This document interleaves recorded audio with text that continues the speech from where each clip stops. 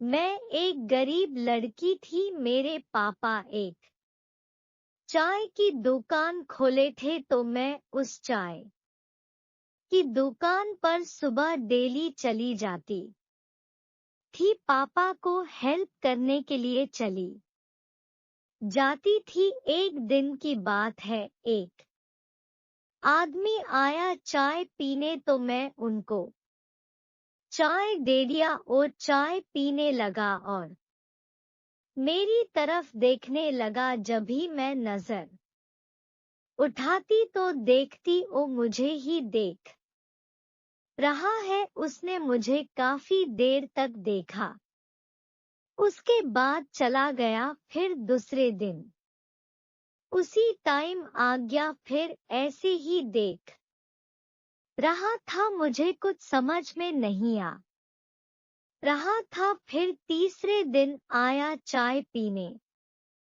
मैं उसे चाय देने ले गई। उसने पहले ही हाथ बढ़ाया और चाय गिरा दिया। उसके बाद फिर मैं दूसरा चाय लेकर गई, फिर उसने चाय पीने लगा। उसके बाद फिर मुझे कुछ कुछ होता महसूस हुआ, तो मैं भी उसके तरफ देखने लगी। उसके बाद फोन नंबर दिया, फोन पे बातें होने लगी। उसके बाद बहुत गहरा संबंध हो गया। हम दोनों छुप छुप कर मिलना शुरू कर दिए। उसके बाद शादी की बातें होने लगी। घर वाले नहीं माने तो हम दोनों भाग के शादी कर ली। कुछ दिन बीतने के बाद मैं बोली कि अपने घर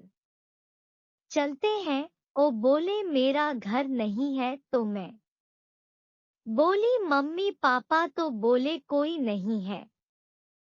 फिर मैं चुप हो गई। उसके बाद मैं कुछ नहीं पूछती घर वाले के बारे में। मैं उनको भगवान स्वरूप मानती थी। कुछ दिन के बाद उनकी दूसरी बीबी ढूंढते ढूंढते आ गई। फिर मुझे पता चला कि ये पहले शादी किए थे। दूसरी बीबी उनकी सारी कहानी बताई, तो मैं पूछ रही थी तो कुछ नहीं बता रहे थे। तो मैं खुद दूसरी बीबी को लेकर आया, तो सर उठाकर बातें नहीं कर रहे थे। पहली बीबी में कोई कमी नहीं थी, सारा गलती इनका था। तो हम तीनों मिलकर बैठे, आपस में बातें किए। जो हो गया सो हो गया। अब से पूरे परिवार एक साथ